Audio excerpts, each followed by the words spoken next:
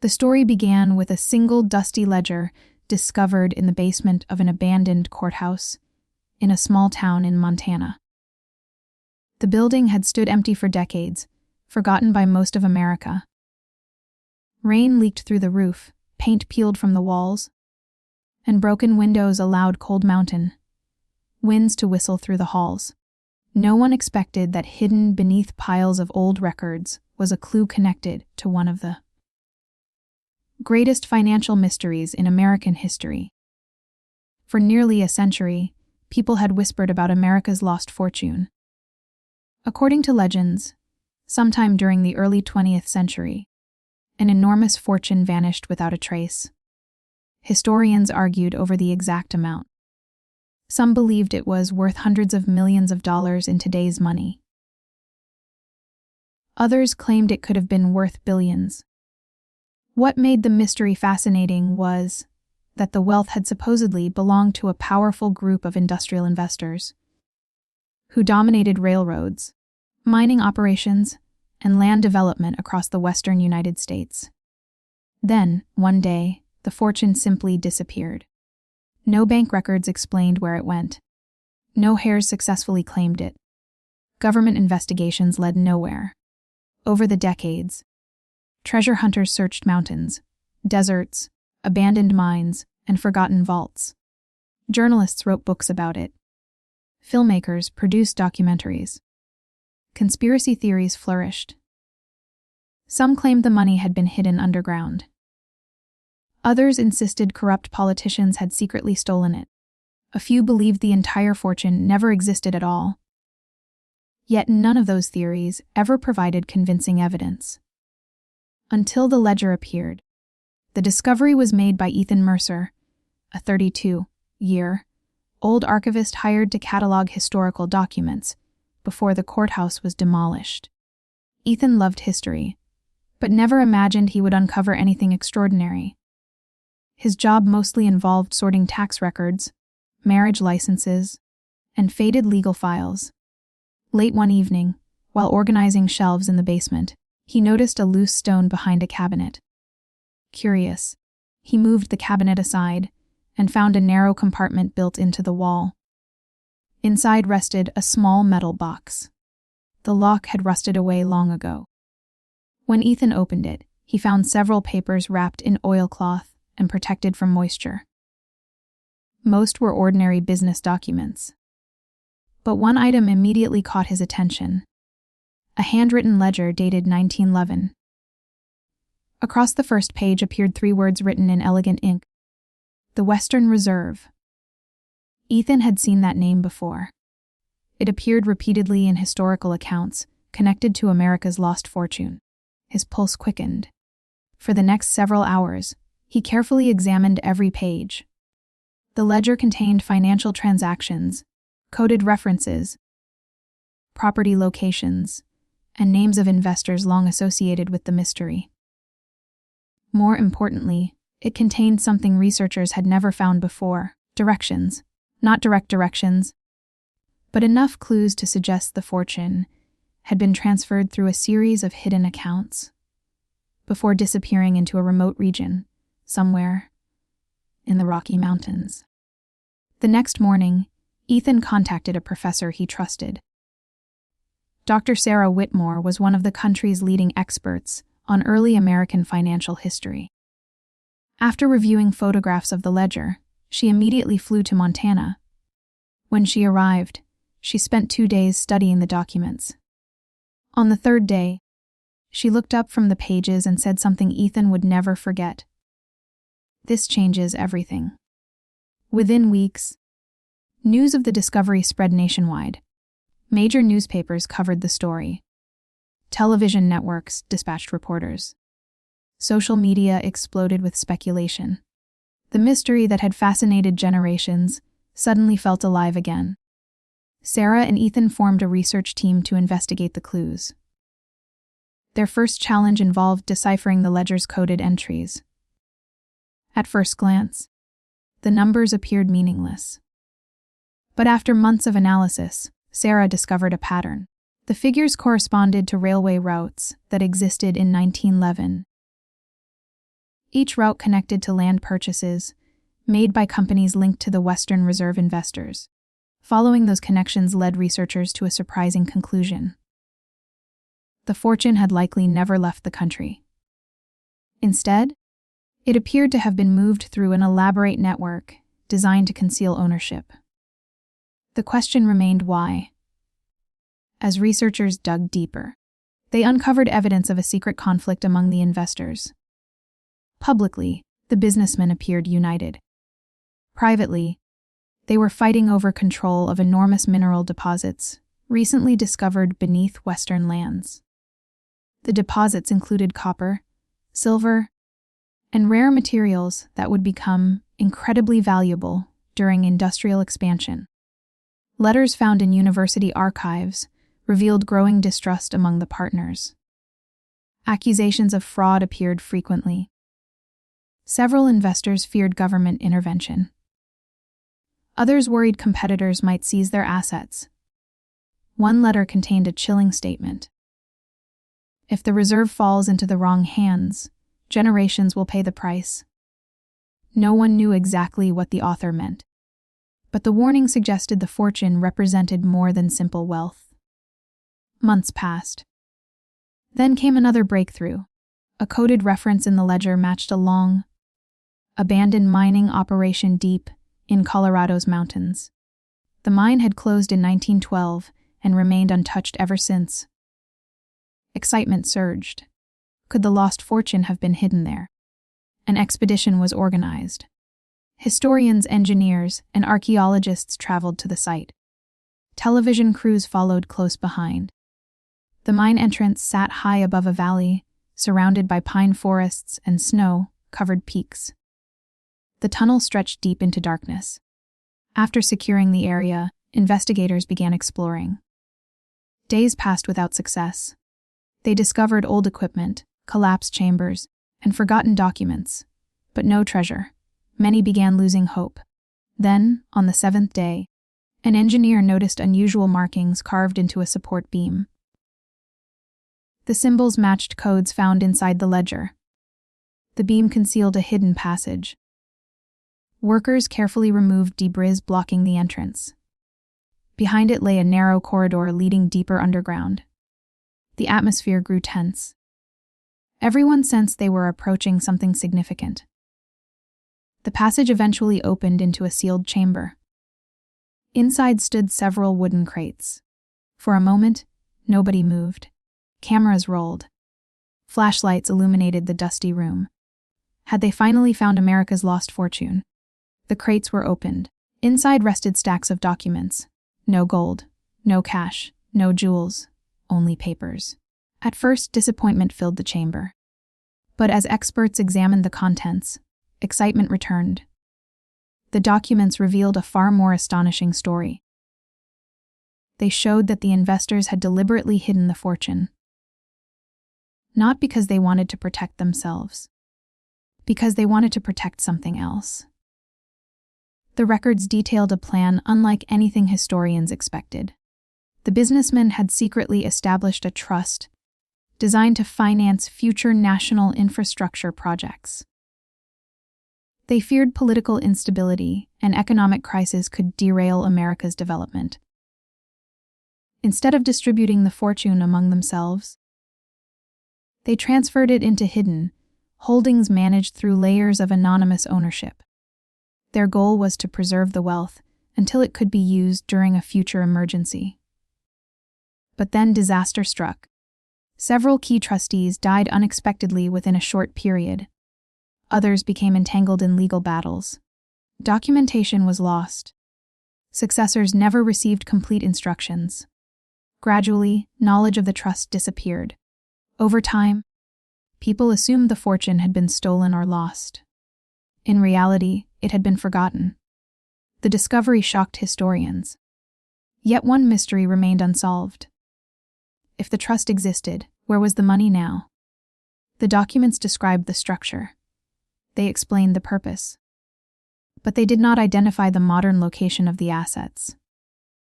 The search continued. For another year, researchers followed trails through banks, corporations, and property records stretching across decades. The deeper they looked, the stranger the story became. Many organizations linked to the original trust still existed under different names. Mergers, acquisitions, and restructurings had disguised their origins. The fortune seemed to have evolved into something far larger than anyone imagined. Every answer created new questions.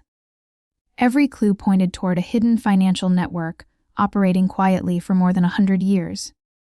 Then, one rainy afternoon, Sarah uncovered a final document buried within a collection at a university archive. Unlike previous records, this one contained a complete accounting summary. The number written at the bottom left everyone speechless. If accurate, the forgotten fortune had grown beyond anyone's expectations. The value wasn't measured in millions. It wasn't even measured in billions. It had become one of the largest unclaimed financial holdings in American history. And now, for the first time in over a century, someone finally knew where to look. The discovery of the accounting summary transformed the investigation overnight. For more than a century, America's lost fortune had existed somewhere between history and legend. People debated whether it had ever been real. Now there was evidence not only that the fortune had existed, but that it had survived. The document Sarah found contained a series of references to holding companies established between 1911 and 1914. Most had long since disappeared from public awareness. Their names had changed through mergers, reorganizations, and legal restructurings. Yet a pattern emerged. Every company connected to another.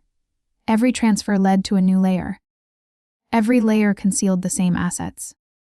The structure was so complicated that even experienced financial analysts struggled to follow it. When Sarah and Ethan presented their findings to a team of experts, the room fell silent. One analyst spent nearly an hour reviewing the records before finally speaking. "If these numbers are accurate," he said, "this isn't just a forgotten fortune. This could be one of the greatest financial discoveries ever made." The challenge now was proving ownership. The original investors were long dead. Their children were dead.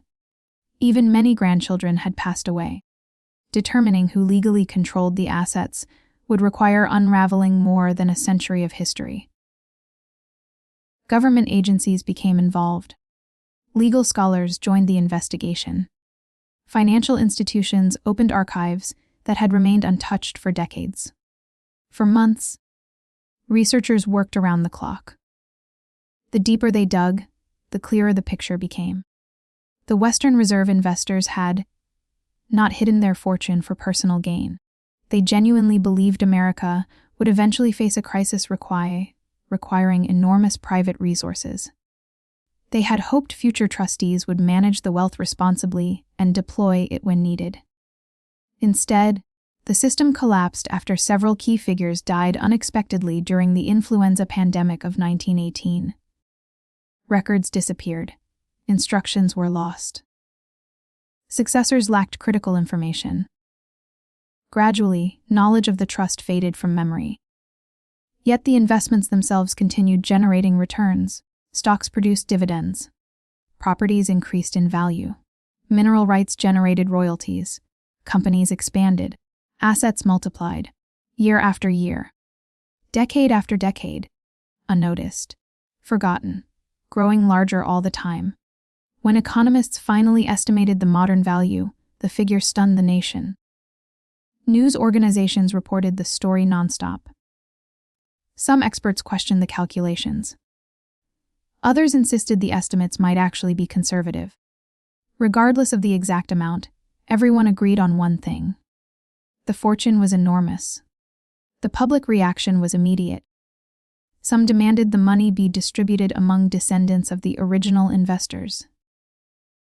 Others argued it should belong to taxpayers. Many believed it should be dedicated to public projects, honoring the intentions of those who created the trust. Debates erupted across the country. Politicians offered competing proposals. Legal battles seemed inevitable. Amid the growing controversy, Ethan found himself struggling with unexpected attention. Just 2 years earlier, he had been a quiet archivist working in an abandoned courthouse basement. Now reporters followed him everywhere. Television networks requested interviews. Publishers offered book deals. People treated him like a celebrity. Yet Ethan remained focused on the mystery itself. He wanted answers, not fame. One evening, while reviewing documents at Sarah's office, he noticed a detail everyone else had overlooked. A handwritten note appeared in the margin of one trustee's correspondence. It was only a single sentence. Most researchers considered it insignificant. Ethan disagreed. The note read, "The true reserve is not the money." The words haunted him. What did they mean? The entire investigation centered on money. What else could the reserve be? Curiosity led him back through thousands of pages of records. He reread letters, examined journals, compared financial statements. Eventually, he noticed something remarkable. The original investors rarely discussed wealth itself. Instead, they repeatedly emphasized knowledge, engineering plans, infrastructure studies, scientific research, educational programs, development proposals. Many documents describe projects decades ahead of their time. Hydroelectric systems, transportation networks, water management programs, technological innovations. Some concepts resembled infrastructure that would not appear until many years later. The investors seemed obsessed with preparing for America's future. Suddenly, the note made sense. The fortune had never been the ultimate goal. It was merely a tool. The true reserve was information, vision, preparation, a blueprint for national development. When Sarah reviewed Ethan's findings, she reached the same conclusion. The hidden chamber in Colorado had contained more than financial records. It contained generations of accumulated research. The investors had assembled some of the brightest engineers, economists, and planners of their era. Together, they had created detailed plans for addressing future challenges. Many ideas proved surprisingly accurate. They predicted population growth, transportation demands, resource shortages, economic shifts. Some forecasts were off the mark. Others were astonishingly precise. Historians soon realized the archive represented one of the most valuable collections of industrial planning documents ever discovered. The story took another dramatic turn when researchers located a final surviving descendant of one trustee. His name was Daniel Harper. At 89 years old, he lived quietly in Oregon and had no idea his family was connected to the mystery. When investigators visited him, Daniel listened carefully as they explained the discovery. Then he surprised everyone. He stood slowly and walked to an old wooden cabinet. From inside, he removed a small leather journal. The journal had belonged to his grandfather. Daniel had inherited it decades earlier, but never paid much attention to its contents. Researchers examined the pages. Near the back, they found a message written shortly before the trustee's death. The passage provided something historians had searched for unsuccessfully during the entire investigation. The founder's final intention. The message read, "Wealth alone serves no purpose. If future generations discover our work, let them remember that the purpose was never accumulation. The purpose was opportunity. Let the reserve strengthen the nation, expand knowledge, and improve lives." The statement quickly became famous.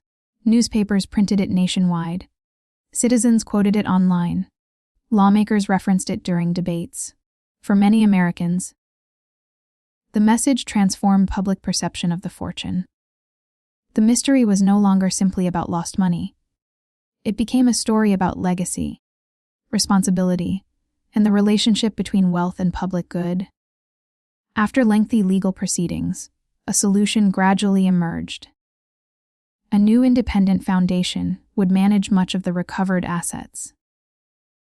Its mission would reflect the founders' original vision. Investments would support education, infrastructure research, scientific innovation, and community development. The arrangement satisfied some people and frustrated others. No solution pleased everyone. Yet most observers agreed it honored both history and public interest. As the years passed, the legend of America's lost fortune evolved. The treasure hunters who once searched mountains for gold had been wrong. The conspiracy theorists who imagined secret thefts had been wrong. Even historians who believed the fortune vanished forever had been wrong. The truth proved far more surprising. The fortune had survived because it was hidden in plain sight. Not buried beneath desert sands. Not locked inside forgotten vaults. Not concealed within secret caves. It survived inside legal structures, investments, records, and institutions that continued operating long after their origins were forgotten. The greatest mystery was not where the money had gone. The greatest mystery was how an entire nation had forgotten it existed. 5 years after opening the metal box in the courthouse basement, Ethan returned to the building one last time.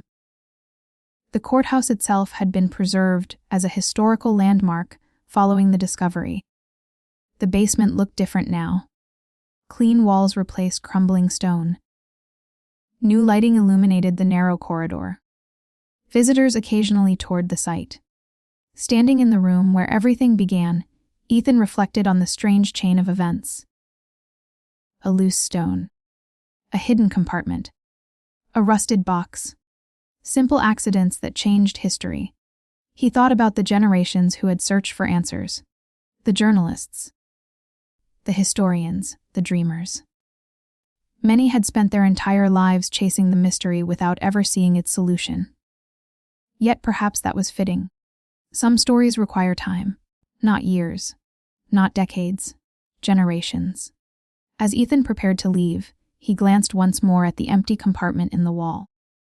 The treasure itself had never been there. Only the clue. The beginning. Outside, evening sunlight stretched across the mountains. The same mountains that had witnessed the rise of industries, the growth of cities, and the passage of more than a century. For years, people had asked the same question. What really happened to America's lost fortune? The answer turned out to be both simple and extraordinary. It was never truly lost. It was waiting. Waiting for someone patient enough to uncover the truth, determined enough to follow the clues, and curious enough to look beyond the promise of riches. In the end, the fortune's greatest value was not measured in dollars. It was measured in the lesson it left behind. That wealth can disappear. Records can vanish. Names can be forgotten. But ideas, once preserved and passed forward, can outlive generations. And sometimes the greatest treasures are not the ones hidden beneath the earth. They are the ones hidden within history itself.